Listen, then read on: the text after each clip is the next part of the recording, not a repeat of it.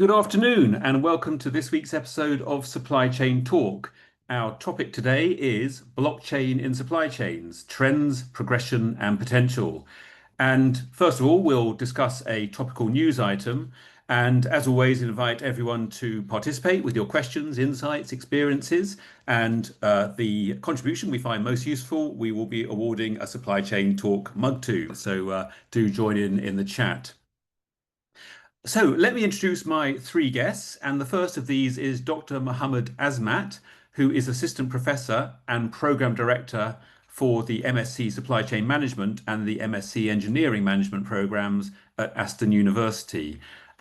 He's based in Birmingham and he researches innovative technologies, digital transformations, and sustainability in supply chains.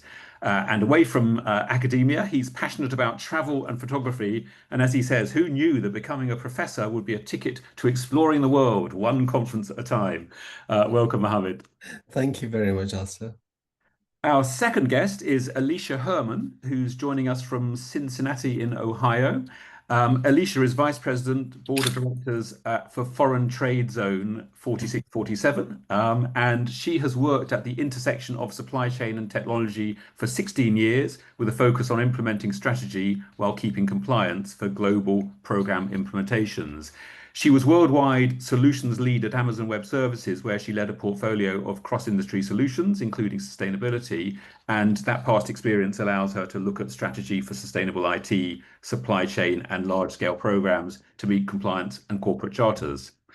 And finally, Jason Cresswell is a value chain transformation consultant. He's based in Brighton and has spent the past decade leading commercial R&D into the end-to-end digital transformation of supply chains, working on major government-funded projects and with leading industry bodies. And in a previous life, he was a full-time artist and won a major national prize for painting back in the black and white era of 2006.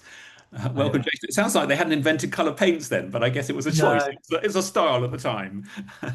absolutely. Great. Well, welcome all three of you. Let's look at our news item, which is from the website tradingview.com, published last week on June the 4th. And it's titled Blockchain Can End the Food Fraud Crisis, but It's a Costly Battle.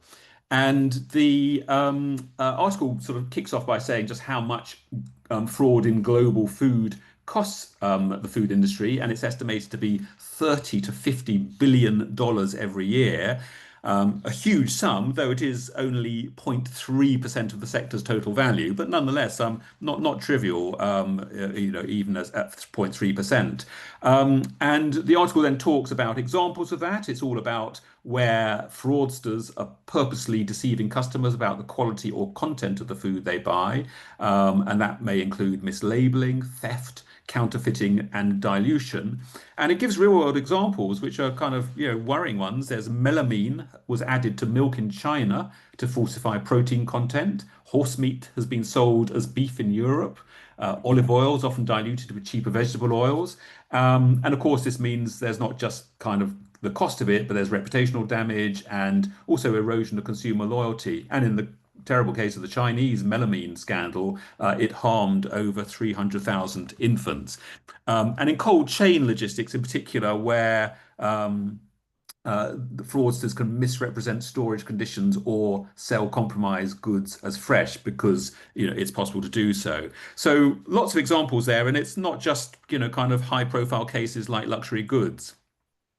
And then the article talks about how blockchain can serve as an antidote because of its immutable data. Once it's kind of recorded, it's decentralized data, so no single entity is in control of it. And the article says that selective transparency enables sharing relevant information without exposing sensitive commercial data. I know Jason's going to talk a little bit about the data side of things, the data privacy. And it does finally sort of end up with some examples. Real world implementations in the food sector are beginning to bear fruit, it says. It gives the example of Walmart using Hyperledger Fabric to trace pork in China and mangoes in the USA. gives examples of one or two other platforms as well, which could do this sort of stuff. But it then finally talks about a lot of the barriers and challenges about scalability, cost, interoperability, and integration with legacy systems.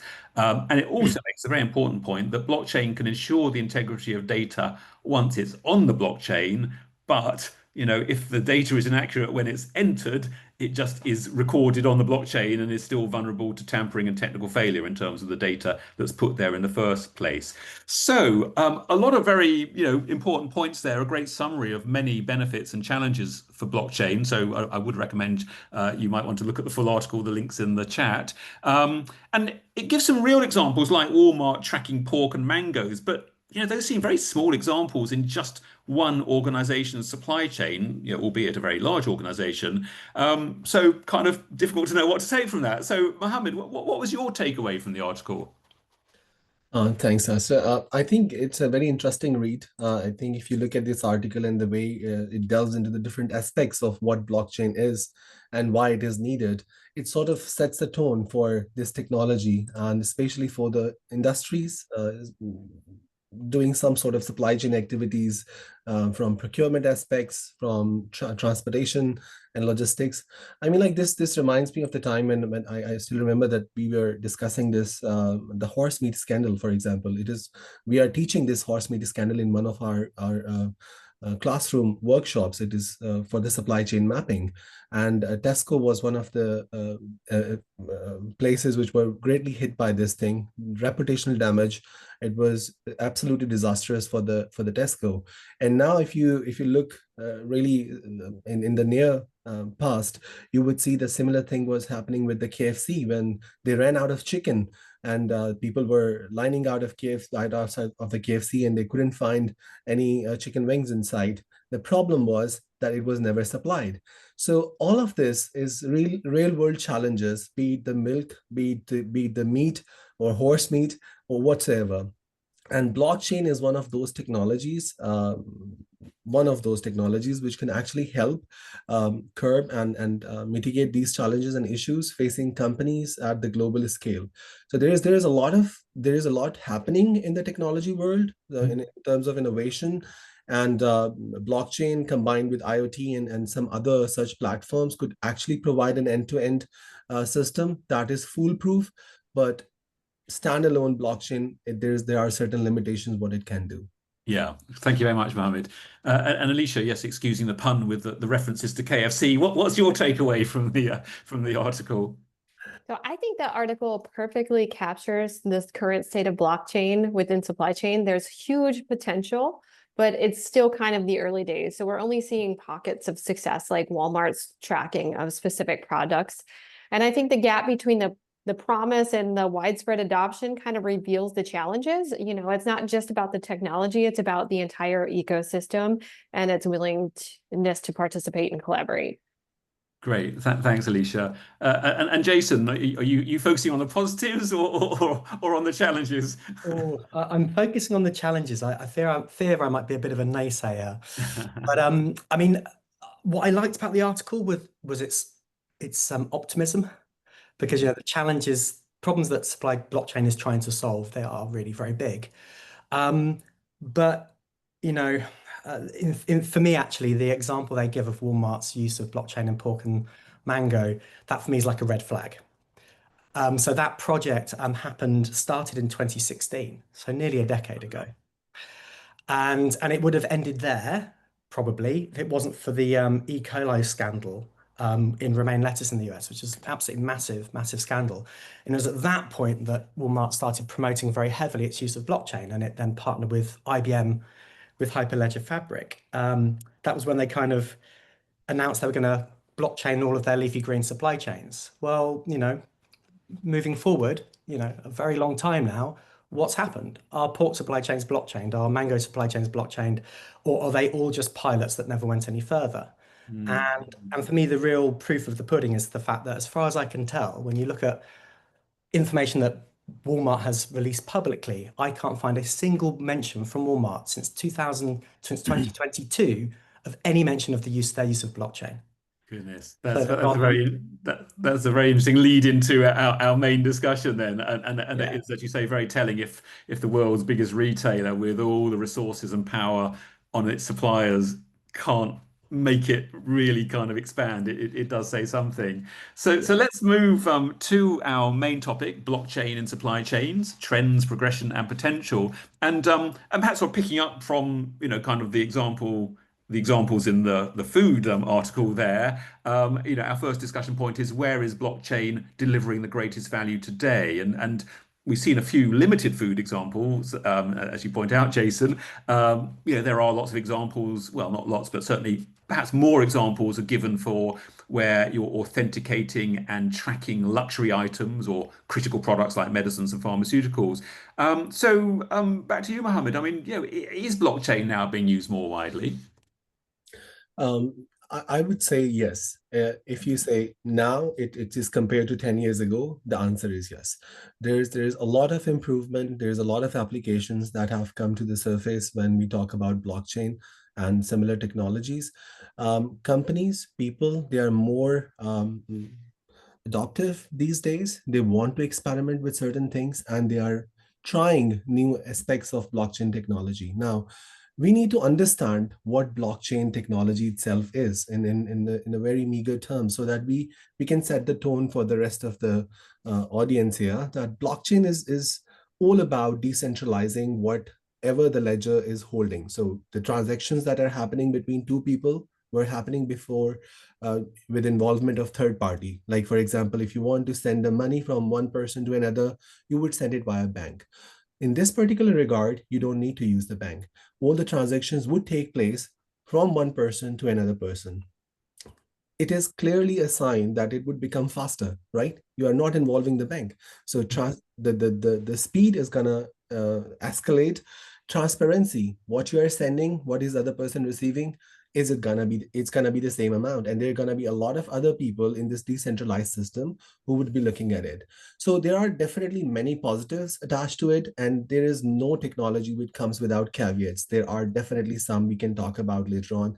I think Jason is very excited about that as well. So, but at the same time, I've been researching on this thing and many other innovative technologies for quite some time now, and we have published articles and book chapters on this. And we find that there are so many applications of blockchain technologies, maybe at a very smaller and a nuclear level at the moment.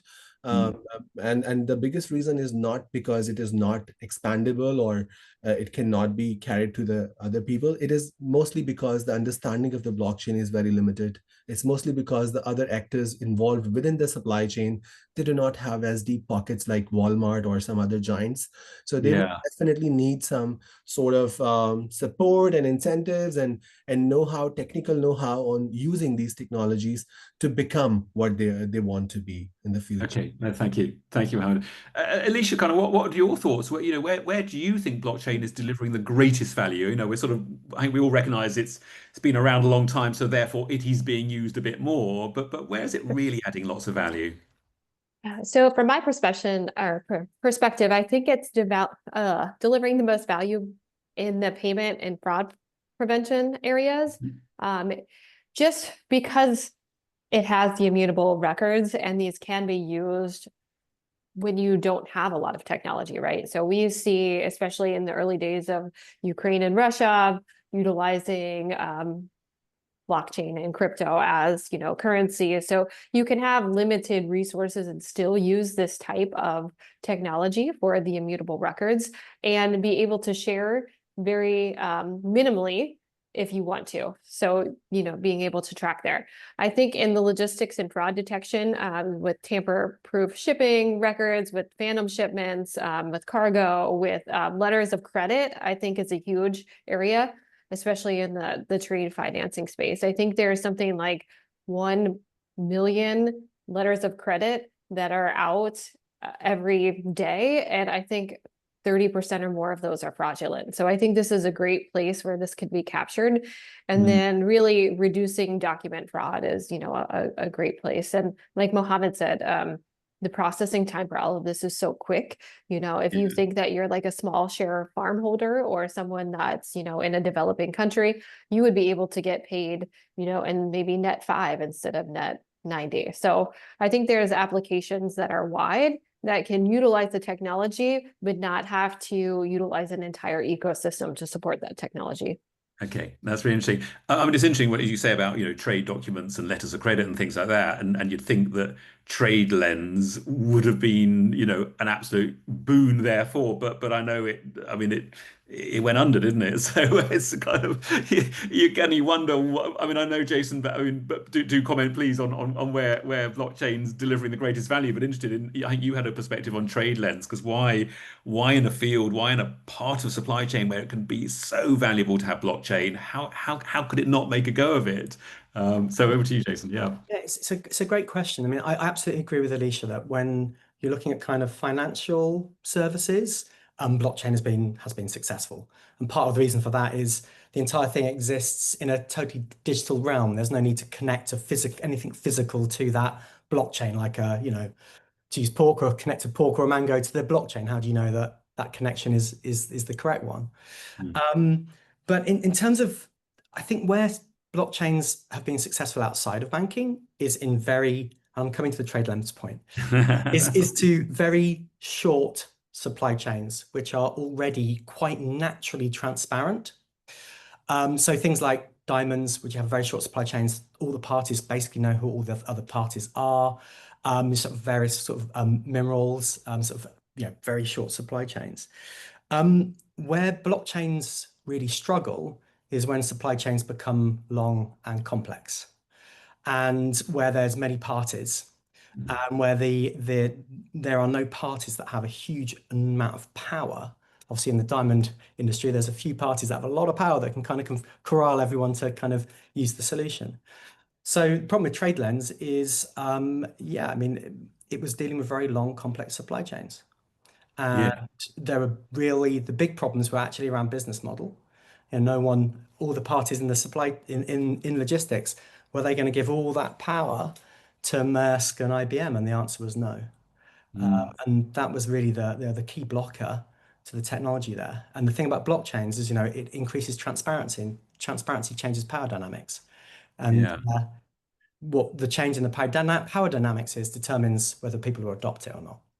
Interesting. So it does bring home, there's a lot of change management, stakeholders. It's not just a technical thing. And Clive in the audience has just made the comment, asking, in fact, in a way what you've been saying, Jason, that, are there particular sweet spots for blockchain, like a shorter, transparent chain, I guess is what you said. But I guess conversely, in a short, transparent chain, kind of, do you need blockchain so much? If you're dealing with De Beers, you kind of got a reputation, and the risk of fraud is perhaps less. It does have value. So the original sort of use of blockchain was very much focused around, say, provenance, like pork and mangoes is a great example of provenance.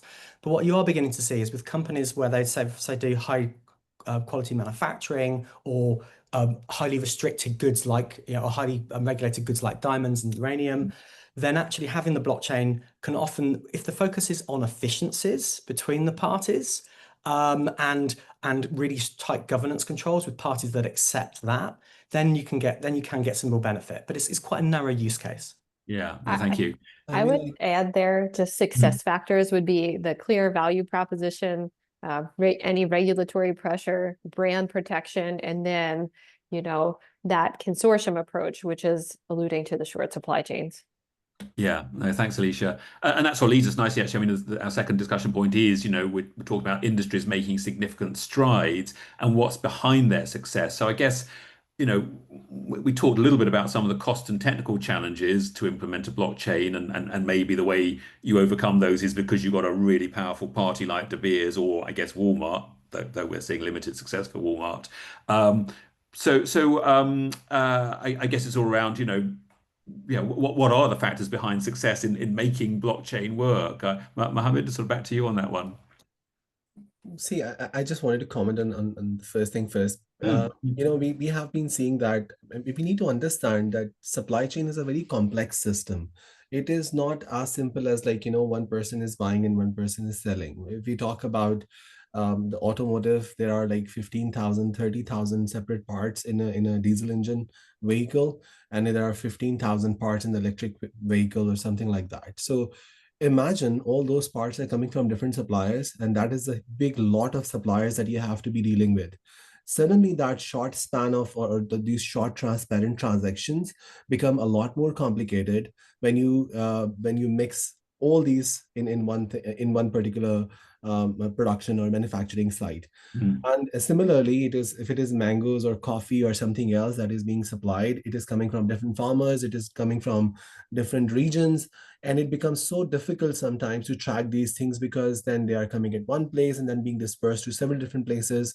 Keeping track of that is definitely a biggest challenge that companies do face at the moment.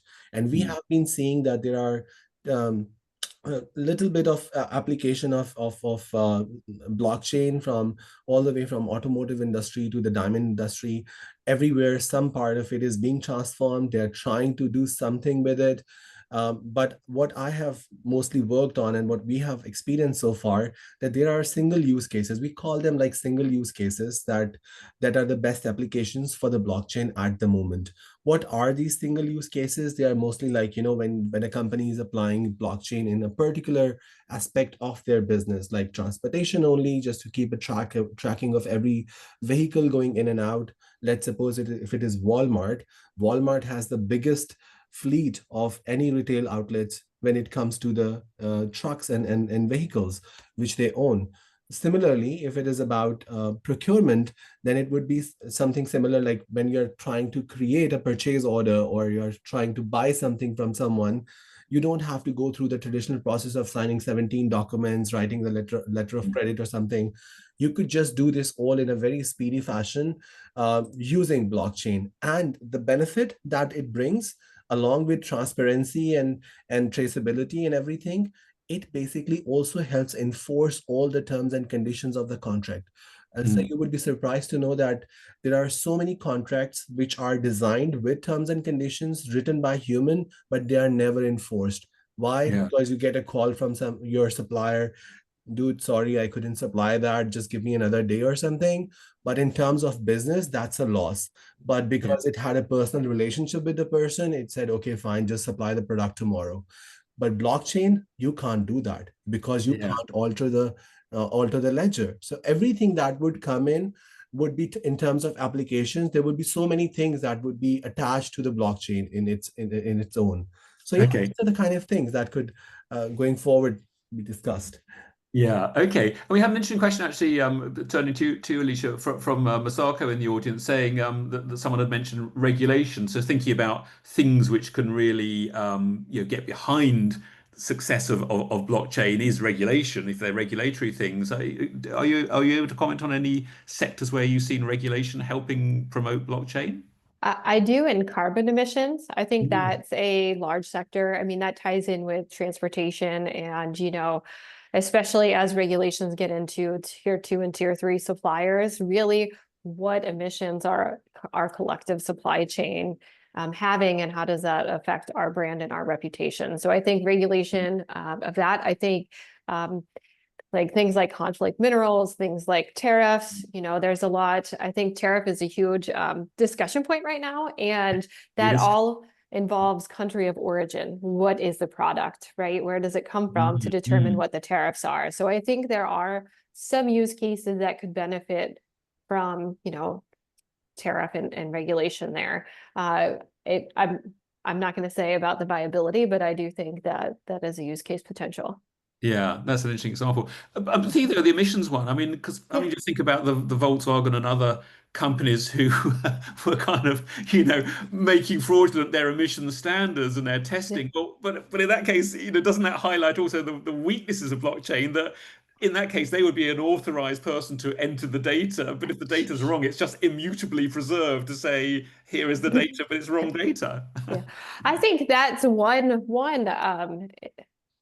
example of the fraud. I think for Mm. mine, it would be if I am a supplier that states my supply chain route is from here to here, but it's actually not. So now I'm using blockchain to verify where I've driven, or I'm utilizing blockchain to verify my actual emissions from my factory. That's a different type of fraud that could happen instead of just me telling you what my vehicle emissions could be.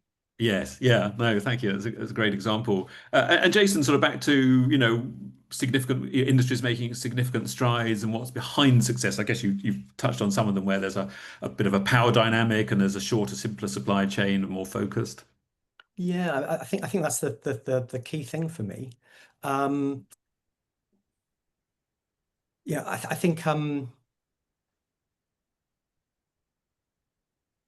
some of the challenges with blockchains, I think some of the things for people to think through are kind of, like when you're implementing a blockchain, usually being implemented by some large corporate who's driving the project, so they know the value of it to themselves. Provenance, traceability is a great example of that. But then the question becomes, well, what's the value of that solution to everyone else in the supply chain? Yeah. And the problem is very many of these projects, the value of these projects is little more than another cost of business. So where a lot of the food ones have failed is, a big corporate like Walmart says you have to use it, but then it ultimately doesn't scale and propagate through that network because there's no value to anyone to use it. And whilst Walmart can put pressure on their first tier suppliers, that pressure rapidly dissipates as you get to the second tier and the third tier, because it's like, you're not my customer, you don't pay me. So that their ability to force anything to happen rapidly dissipates. Even with their first tier suppliers, actually you'd be amazed at how limited it is. Even a corporation like Walmart that literally controls 50%, I think it is, of the US grocery market. So yeah, I mean, these are some of the things. And then also, not only is it add value to the people in the value chain, but also they're going to have to give something up. They're going to have to make data available. And I have never, in all my years of doing digital transformation, met a single business that is prepared to share its data. Never, right? Yeah. And so in a blockchain, you have to share your data, even if it's protected and you control carefully who it's shared with. They just don't want to share data full stop, right? Yeah. So the question is when they share data, the reason they want to share it is because that implies risk. And so you need to make sure that the benefit to each party is real, and that the benefit is not just real, but greater than the risk. And not just greater than the risk, but far greater than the risk. Human beings are risk averse. I don't know what the ratio is, but I would guess, based upon experience, that if the benefit isn't at least 3 times bigger than the risk, you won't get adoption. Yeah. Okay. I mean, Mohammed, let's just have a quick follow up on talk about what's behind success, but what's stopping blockchain working. And I think one thing is the cost and so on. And I don't know, with RFID, you had to have physical hardware, readers, a lot of kind of tech, and in blockchain, is it as simple as just saying, okay, here's your link, just sort of put your data on, and there isn't a cost beyond data and so on. I'm being very simplistic here. So Mohammed, what's behind, what are the problems, the real barriers which mean it is so difficult to make blockchain work?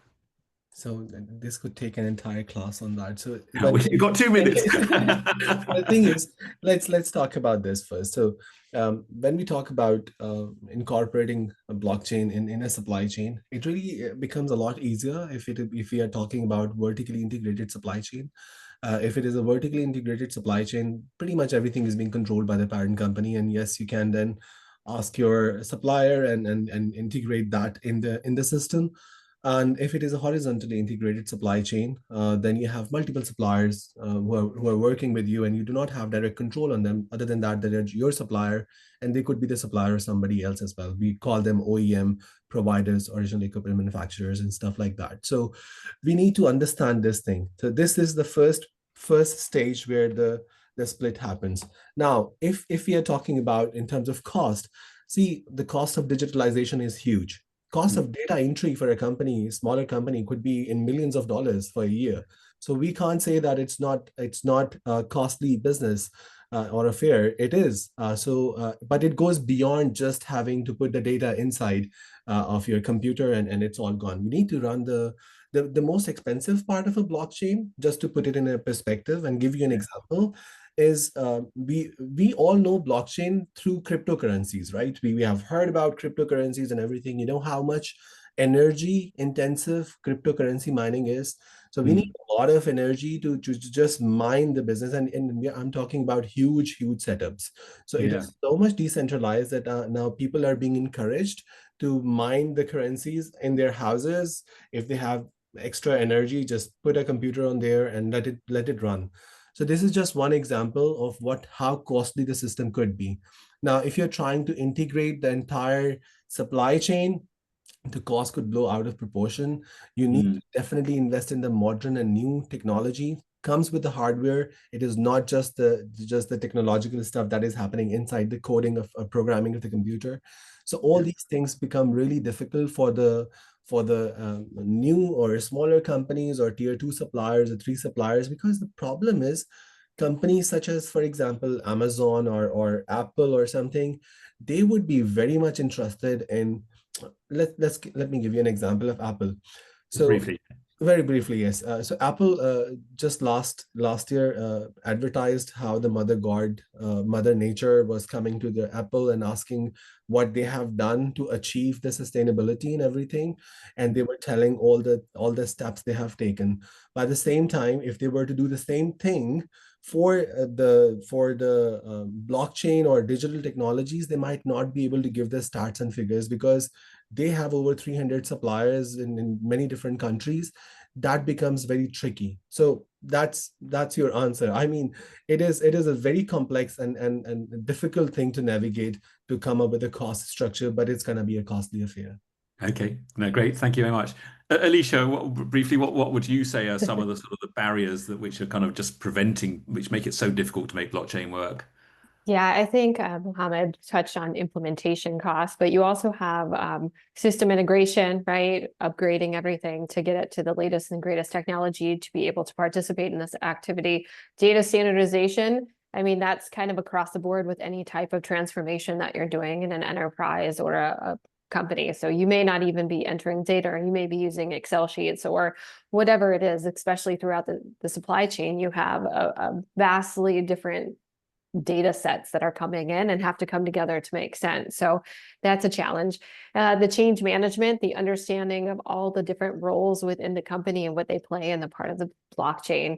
And then I think just to follow up on that, there's privacy concerns, what's permissioned, what's selective. And then also, the type of company that you have. Anything that's fast moving really isn't a great fit because it's so much data collection and so much moving. It's, as Muhammad was saying, a complex supply chain, not, vertically integrated.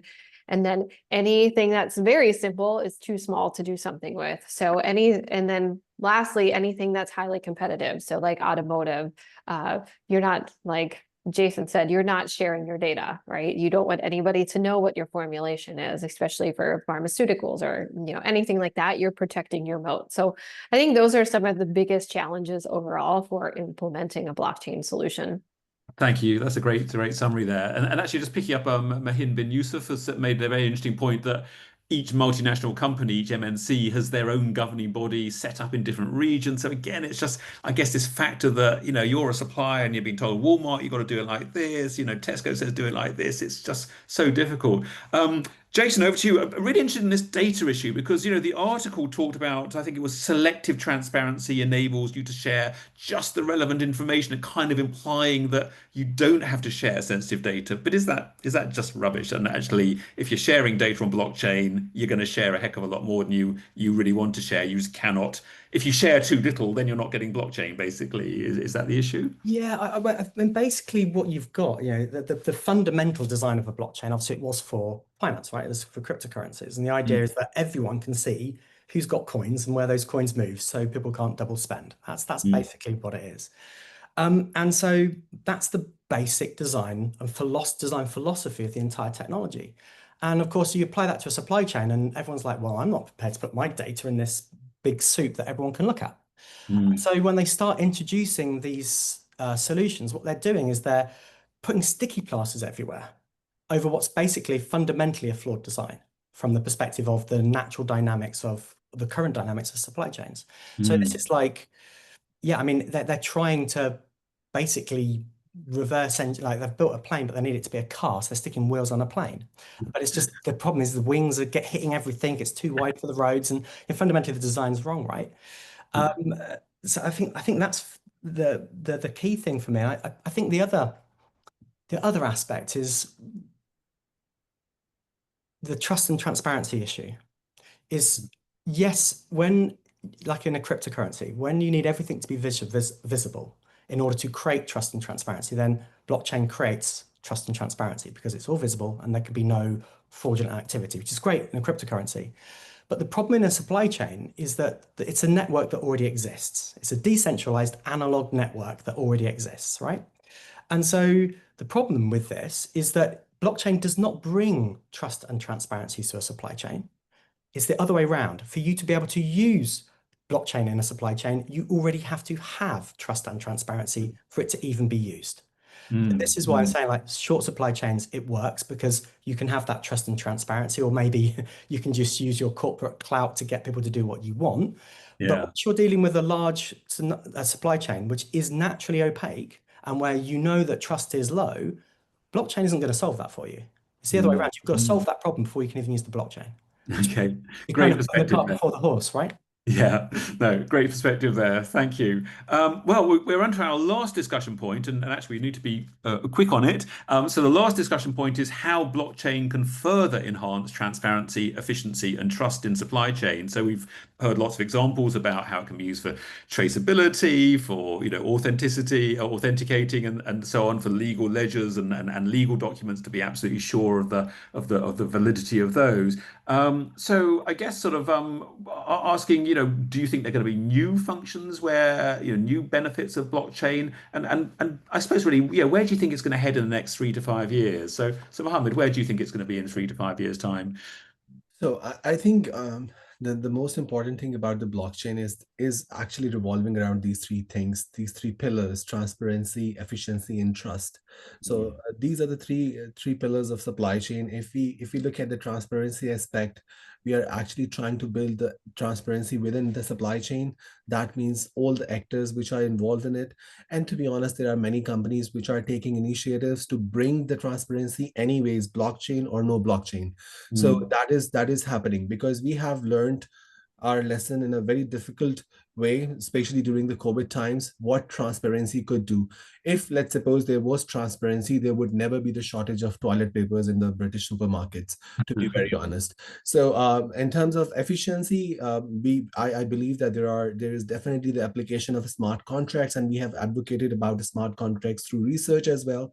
This could be a very one single use, absolutely fantastic application. And the trust networks. The trust networks is all about using the global multi-tiered supply chains where counterfeit risks are diminished, minimized, and that is what we can do to achieve a working blockchain-enabled supply chain for any corporation, business, how big or small it is, it doesn't matter. Thank you very much. Alicia, where do you think it's heading in 3 to 5 years? So I think it kind of summarizes what we've shared here. I think it will become more prevalent in areas that are high risk, high value supply chains and not very much anywhere else. But I also believe it will be a convergence of AI, IoT, and automation to help minimize the cost and increase the efficiency. So I don't think it will be done alone. And I do think that regulation will drive some of this. So as Jason said before, people aren't willing to share it. Well, if you have to do something for a carbon emission or some sort of required reporting, you will start to change and implement technology that supports what you're being asked to do. Yeah, so again, regulation could be a real driver. And Jason, I hardly dare ask, will it even be around in 3 to 5 years? I mean, I think the important thing is there's no such thing as good technology or bad technology. All that matters is what is the fit of the technology to the problem you're trying to solve. So, I do see uses for blockchain, but they are the kinds of ones that I've already described. Can it do the bigger, more general problem of just bringing transparency to global supply chains? Absolutely not. To be blunt, I think that just demonstrates, kind of, it's just not how supply chains work.